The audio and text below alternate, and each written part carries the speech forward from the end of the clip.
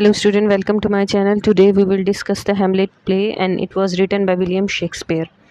William Shakespeare के बारे में ये बताना चाहूँगी, उनकी लिटिल बिट बायोग्राफी के ही was the Elizabethan playwright and important thing is that कि he is also included in the university wits. और ये जो हैमलेट प्ले है इनका लॉन्गेस्ट प्ले है और जो कि 5 एक्ट्स पर मुश्तमिल है। 3 प्लॉट्स हैं, 1 मेन प्लॉट है और 2 सब प्लॉट्स हैं।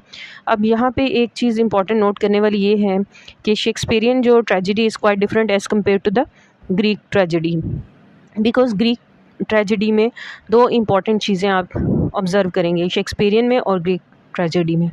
One is that there is a unity of the plot in the Greek tragedy, जहाँ पे जो प्लॉट होता है वो सिंगल ही होता है, जब as compare to the Shakespearean tragedy यहाँ पे मेन प्लॉट है और 2 सब प्लॉट्स हैं।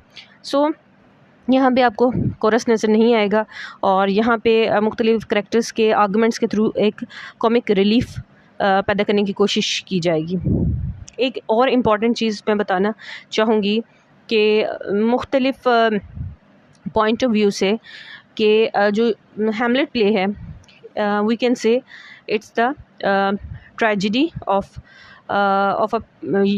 द प्रिंस डेनमार्क एंड अब फर्दर अब इसको हम 1 बाय 1 इनके पॉइंट्स को डिस्कस करेंगे। अगर हम इसका क्रिटिकल एनालिसिस देखें तो ये एक ऐसी ट्रेजेडी है जो कि जिसमें सेटिंग जो है कैसल इन द डेनमार्क है और बेसिकली शेक्सपियर ने जो माइंड का जो कॉन्फ्लिक्ट है, अगर साइको एनालिसिस करें ह्यूमन माइंड के तो उनकी कम्प्लेक्सिटी को उजागर किया है, किस तरीके से ह्यूमन माइंड डिफ़र करते हैं, ठीक है, उनका एटीट्यूड ऑफ लाइफ क्या है, ठीक है, और इसी तरह सोशल लाइफ को डिपिक्ट कर रहे हैं और किस तरह वो इंटरनल कॉन्फ्लिक्ट का शिकार रहते हैं और जिनका इफ़ेक्ट उनके एक्शन और चॉइसेस पर होता है जो कि उनके डाउनफॉल का वजह बनता है। हैमलेट जो कि प्रोटैगनिस्ट है इस सारे प्ले का, ठीक है, और एक गोस्ट है जो अपीयर होता है और it was actually the ghost of late king Denmark जो हैमलेट है और ये फादर हैं प्रिंस ऑफ डेनमार्क का। प्रिंस ऑफ डेनमार्क जो है basically he was in a such situation कि वो बहुत ज़्यादा सैड है और बिकॉज़ उसके जो फादर की डेथ हो चुकी है और अभी वो इसी सारी तकलीफ़ और पेनफुल पीरियड को बेयर कर रहा है और सोग अभी कंप्लीट भी नहीं होता कि उसकी माँ जो है जर्ट्रूड जो है क्वीन भी है और मदर ऑफ हैमलेट भी है, वो जो है हैमलेट जो प्रिंस ऑफ डेनमार्क होता है उसके अंकल से क्लोडियस उससे शादी कर लेती है। Basically he was the villain और इंटेगोनिस्ट है, ठीक है, and he is also the brother of the late king Hamlet, ठीक है। यहाँ पे होरेशियो जो है वो किंग इस सारे जो है प्ले के अंदर होरेशियो का रोल जो होता है वो एक फ्रेंड के तौर पर होता है जो हैमलेट का फ्रेंड है। इसी तरह रोजन क्रॉन्स है, इसी तरह गैल्डनस्टैन है और ये दोनों कंपेनियन होते हैं जो कि ट्रिप के दौरान जिनकी डेथ हो जाती है, ठीक है, जब पायरेट्स अटैक करते हैं। इसी तरीके से डिफरेंट कैरेक्टर्स हैं जिनको हम 1 बाय 1 डिस्कस करेंगे। Polonius he was basically he was the adviser of the Claudius जो न्यू किंग बना है, जो कि अंकल है प्रिंस हैमलेट का, उसका एडवाइज़र है and he is also the father of Ophelia. Ophelia she is the daughter of Claudius and she is also the lover of the prince Hamlet, ठीक है। और लाटीज़ जो है वो भाई है ओफीलिया का और प्लोनियस का जो है बेटा है। बेसिकली प्लोनियस जो है अपने बच्चों से बहुत मोहब्बत करता है लेकिन इंटरनली वो अपने मकसद के हसूल के लिए अपने बच्चों का इस्तेमाल करता है। जो ओफीलिया को specially he was trying to create a relationship between prince Hamlet और ओफीलिया, ठीक है। तो इस तरह किस तरीके से लोग जो हैं उनकी रियलिटी कुछ और होती है और अपीयरेंस कुछ और होती है। रियलिटी और अपीयरेंस ऐसा थीम है जो शेक्सपियर के मोस्टली आपको प्लेस में नज़र आएगा, जैसे 12 नाइट्स है। इसी तरह छोटे माइनर कैरेक्टर्स हैं जिसमें से 2 ग्रेव डिगर्स का मैं यहाँ जिक्र करना ज़रूरी समझ रही हूँ क्योंकि जब ओफीलिया सुसाइड अटैम्प्ट करती है और उसकी डेथ हो जाती है और डेथ के बाद उसकी डेड बॉडी जब लाई जाती है, ठीक है, तो वहाँ उसको फ्यूनरल के हवाले से डिस्कशन आर्गूमेंट्स होते हैं कि is she eligible for the Christian ritual, कि जो क्रिश्चियंस लोगों का एक रिचुअल है कि सुसाइड करने वाला जो बंदा होता है उसे मतलब फ्यूनरल नहीं दिया जाता, तो उस वजह से इन दोनों की डिस्कशन होती है। फिर इसमें कुछ माइनर करैक्टर्स हैं और इनको हम लेटर डिस्कस करेंगे। हैमलेट के करैक्टर को अंडरस्टैंड करने की ज़रूरत है क्योंकि ये एक ऐसा करैक्टर है, पूरी मतलब आप स्टोरी जो है इसी के गिर्द रोटेट कर रही होती है और सोलोलिकीज़ की फॉर्म में होते हैं। एक ऐसा फॉर्म ऑफ थॉट्स होता है जिसमें जो स्पीकर होता है लाउडली बोल रहा होता है कि जो कुछ उसके जहन में होता है वो उसे मतलब लाउडली स्पीक करता है और ऑडियंस उसको सुन सकती है। लेकिन it's quite different as compare to the dramatic monologue जो कि द लास्ट टचेस में, जो कि रॉबर्ट ब्राउनिंग की हमने पोम पढ़ी थी। यहाँ पे हैमलेट के करैक्टर के हवाले से बताना चाहूँगी। हैमलेट एक ऐसा प्रिंस, हैमलेट जो है 30 ईयर्स ओल्ड एक प्रिंस है, डेमनाक का है, ठीक है, जिसके फादर की डेथ हो चुकी है और he was so much worried and he was so much sad. और फिर उसके बाद उसे एक गोस्ट नज़र आता है और वो इस कन्फ्यूजन में होता है ये गोस्ट उसके फादर का है या नहीं, और जो गोस्ट है उसे कंपेल करता है कि उसने रिवेंज लेना है उसके मर्डर का, क्योंकि उसका जो मर्डर है उसके फादर की जो डेथ हुई है उसके रीज़न क्या है, उसका अंकल क्लोडियस है जिसने उसे कत्ल किया। So he was in the state of such form के वो दुखी भी है, उसके साथ साथ attitude of the other characters की वजह से इफ़ेक्ट कर रहा है। और प्रिंस ऑफ डेमनाक है, इंटेलिजेंट बंदा है, फिक्शनल कैरेक्टर है, जेंटल है, लविंग है और डीप थिंकर, हर चीज़ को डीपली मतलब सोचता है और अब हर चीज़ के बारे में सेल्फ अवेयर है। और इसको कैरेक्टर को आप इस हवाले से देख सकते हैं, इसकी सोलोलिकीज़ जितनी भी हैं उसमें उसकी डीप थिंकिंग को ही रिप्रेजेंट करती हैं। इसी तरह हैमलेट प्ले को एज अ ट्रेजिडी के तौर पर हम ले सकते हैं और जो Hamlet character as a tragic hero. अब जो ये ट्रेजिडी और जो tragic hero, it basically represent the human conflicts of mind. जो प्रिंस हैमलेट होता है, all the time from the start of the play and till the end of the play he was in such thoughts, आखिरी वक्त तक, जब तक कि उसका मतलब उसका कत्ल नहीं किया जाता तब तक वो इसी तरह to be or not to be, that is the question, इस किस्म के स्टेट में होता है। ये इसके अपने रिमार्क्स भी हैं कि हमेशा मतलब वो ऐसा करैक्टर है जो सोचों में घिरा रहता है और जिसके अंदर इनएबिलिटी टू टेक एक्शन होते हैं, सोचता है लेकिन फंक्शन नहीं कर पाता। फॉर एग्जांपल जब वो क्लोडी से बदला लेना चाहता है, रिवेंज लेना चाह रहा होता है, वो दुआ मांग रहा होता है, तो उसे वो सोचता है कि मुझे ये जो कि परफेक्ट अपॉर्चुनिटी होती है बदला लेने की, उस वक्त सोचता है कि उसे बदला लेना चाहिए कि नहीं लेना चाहिए, ठीक है। इस तरह वो अपनी अपॉर्चुनिटी को वेस्ट कर देता है। और बाज़ दफ़ा ये भी सोचता है कि अगर जो है अगर हो सकता है कि मैं जो क्लोडियस है वो जिसको वो अपने फादर का मर्डर का इस सारे जो है विलन अंडरस्टैंड कर रहा है, may be he is not, और उसको कत्ल करने के बाद वो हेल में चला जाए, तो एक डबल माइंडेड स्टेट को उसके कहते हैं ना कन्फ्यूजन के शिकार माइंड को रिप्रेजेंट कर रहा है, कम्प्लेक्सिटी ऑफ ह्यूमन माइंड को रिप्रेजेंट करती है, इसकी इनएबिलिटी टू टेक एक्शन को डिपिक्ट कर रही है। इसी तरीके से समटाइम वो सोच रहा है जो गोस्ट वो देख रहा है या अपीयर हो रहा है, उसके जो हो सकता है कि वो गोस्ट जो है, वो जो भूत उसे नज़र आ रहा है वो उसके बाप का भूत भी है कि नहीं है। हो सकता है अगर वो नहीं है तो वो अगर क्लोडियस को कत्ल करता है तो वो एक तरह से जहन्नुम जाने का मुर्तकिब होता है।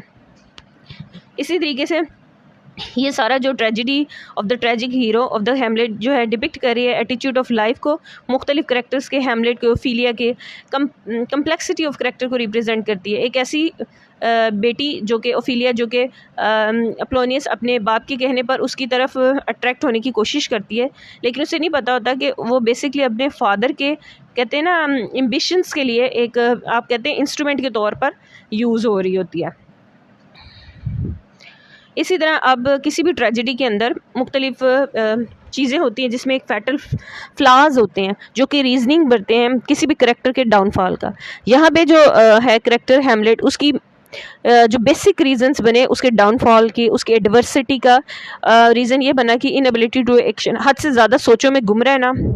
इसके अलावा टेंडेंसी टू ओवर थिंकिंग, ठीक है, इनएबिलिटी टू एक्ट, उसमें सलाहियत एक्शंस लेने की सलाहियत ही नहीं थी, हमेशा सोचों में गुम रहता था और सोचता था करूं या ना करूं, to be or not to be, that is a question, ठीक है।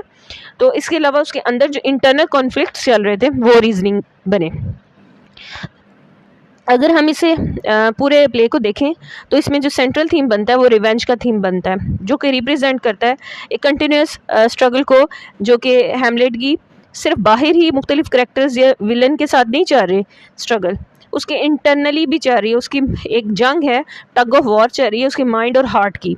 इसी तरह मर्डर्स को रिप्रेजेंट करते हैं, अडल्ट्री को, ब्लड शेड को। एक इम्पॉर्टेंट चीज़ ये बताना चाहूँगी, शेक्सपियरियन जो प्ले हैं वो स्टेज के अंदर जैसे कि मर्डर को रिप्रेजेंट कर रहे हैं, कभी वो पोलोनियस की डेथ को रिप्रेजेंट कर रहे हैं, खून हराबा, और कभी एट द एंड जो है किस तरीके से जो एक पॉइजनस सोड जो थी लाटिस, उसमें जो है उसको कत्ल करता है, और एक तरह से एक ब्लड शेड और कत्ल व गारत का जो सारा सीन क्रिएट होता है स्टेज पर, वो शेक्सपियरियन आपको ट्रेजेडी में नज़र आएगा। ग्रीक जो थे they don't like to show the murders, bloodshed on the stage, prohibited होता था। अगर हम इसके थीम्स के हवाले से देखें तो सबसे इंपॉर्टेंट चीज़ रिवेंज का थीम है, to be or not to be, that is a question, ठीक है। अपने बाप का रिवेंज लेना चाह रहा था, ठीक है, किससे, क्लॉडियस से लेना चाह रहा था। और इसी तरीके लाटिस जो है वो अपना जो है रिवेंज लेना चाह रहा था हैमलेट से, जो प्रिंस हैमलेट है, क्योंकि वो समझता था कि उसकी बहन की सुसाइड में भी उसका भाई जो भाई है लाटिस, वो ये कंसिडर करता था, ओफिलिया का भाई, कि जो प्रिंस हैमलेट है वो ज़िम्मेदार है मेरी बहन के सुसाइड का, और इसी तरह उसके बाप की जो डेथ है उसके मर्डर का। सो दोनों ने डिफरेंट वेज यूज़ किए बदला लेने के लिए, लेकिन जो हैमलेट की अप्रोच थी वो बहुत ही पैसिव किस्म की अप्रोच थी, जबकि लाटिस ने जो है रिवेंज लेने की अप्रोच की वो बड़ी ही डायरेक्ट और बड़ी फोर्सफुल थी, ठीक है। सो वो यही वजह है कि बहुत सी जगह वो ये कहता है कि man is a beast of burden, I am more than an antique Roman rather than a Dane, here is some liquor left. अब इसी तरीके से मुख्तलिफ कमेंट्स है जो कि उसकी रिवेंज स्ट्रेटजी को रिप्रेजेंट कर रहे होते हैं, ठीक है। अब एक जो है रियलिटी वर्सेस अपीयरेंस, जैसे प्लोनियस का एक करेक्टर है जो रिप्रेजेंट करता है रियलिटी कुछ और है, अपीयरेंस कुछ और है, और इसी तरह ओफिलिया है जब अपने फादर की डेथ पर एक तरह के सेट इन्वायरमेंट में होती है तो वह स्ट्रॉज और एक तरह से जो है फ्लावर्स का ड्रेस वेयर करती है और अपने भाई लाटिस के सामने आती है, तो जो है और फिर फ्लावर्स को डिस्ट्रीब्यूट कर देती है। तो बेसिकली वो रियलिटी में कुछ और मैसेज कन्वे करना चाह रही होती है और पेरेंट्स कुछ और होती है। इसी तरह एक पॉलिटिकल वॉर को रिप्रेजेंट करता है, और इस क्रिश्चियनिटी के जो रिलीजन है उसकी भी टीचिंग आपको इसमें नज़र आती है, जब जो ओफिलिया है उसकी जो है उसको दफन करना होता है, उसे बरल और फ्यूनरल वगैरह की एक्टिविटीज़ परफॉर्म करनी होती है, ठीक है। और इसमें आपको इम्पोर्टेंट, अगर शेक्सपियरियन ड्रामे को देखें तो आपको इसमें फेमिनिज़म के एलिमेंट्स भी नज़र आएंगे। हमें मतलब इस प्ले को आप पढ़ें तो उसमें आपको औरत को एक कमज़ोर तरह से रिप्रेजेंट किया गया है शेक्सपियर ने, और जिसमें वो कभी वो डिपेंड करी अपने बाप के ऊपर और कभी अपने भाई के ऊपर डिपेंड करती है, कभी हैमलेट के ऊपर। तो ऐसा दिखा रहे हैं कि the women is always dependent on the man, तो मेल डोमिनेंट सोसाइटी को भी रिप्रेजेंट कर ली है, और इसी वजह से ये जो वर्ड, ये सेंटेंस है, frailty the is the name of the women, औरत को कमज़ोरी और वीकनेस से रिप्रेजेंट किया है। इसी तरह इनएबिलिटी टू टेक एक्शन भी इसका थीम है। अगर हम सिंबल्स के हवाले से देखें तो सिंबल्स में जो हैमलेट है डार्क क्लॉथ्स को वियर कर रहा है, जो रिप्रेजेंट कर रहा है उसकी सैडनेस, उसके morning of his dead father को रिप्रेजेंट कर रहा है। गोस्ट जो है रिप्रेजेंट कर वो मेमोरीज़ जो हॉन्टिंग मेमोरीज़ हैं उसको रिप्रेजेंट कर, उसकी इमेजिनेशन को। हकीकत में तो ऐसी चीज़ें एग्जिस्ट नहीं करती होती गोस्ट वगैरह, लेकिन उसके जो भूत को देखना वो रिप्रेजेंट कर रहा है उसकी इमेजिनेशन को, उसकी मेमोरीज़ को। इसी तरह माउस ट्रैप का जो प्ले है, जो हैमलेट है वो प्ले करवाता है क्लोडियस के सामने। रीज़न क्या होता है, वो अपने बाप की डेथ को वैसे ही पोर्ट्रे करने की कोशिश कर रहा होता है और बिहेवियर नोट कर रहा होता है कि क्लोडियस और जो लोग इन्वॉल्व हैं वो कैसे रिएक्ट करते हैं, आर दे रिस्पॉन्सिबल और नॉट। इसी तरह ओफिलिया का जो ड्रेस है, मैंने पहले भी बताया कि on the death of her father, जो पोलोनियस की डेथ पर, उसके मर्डर पर, वो स्ट्रॉज और फ्लावर्स का जो ड्रेस वेयर करती है और डिस्ट्रीब्यूट करती है फ्लावर को, रिप्रेजेंट करता है कि वो जो उसकी जो अनोसेंस है, उसकी मासूमियत और उसका जो एक लव के बारे में एक कहते हैं ना, उसने एक इमेजिनेशन ड्रॉ की हुई थी, वो सब कुछ खो चुकी है। ठीक है। और जब वो अपने भाई से, लाटी से मिलती है after the murder of her father, तो she was in the state of morning.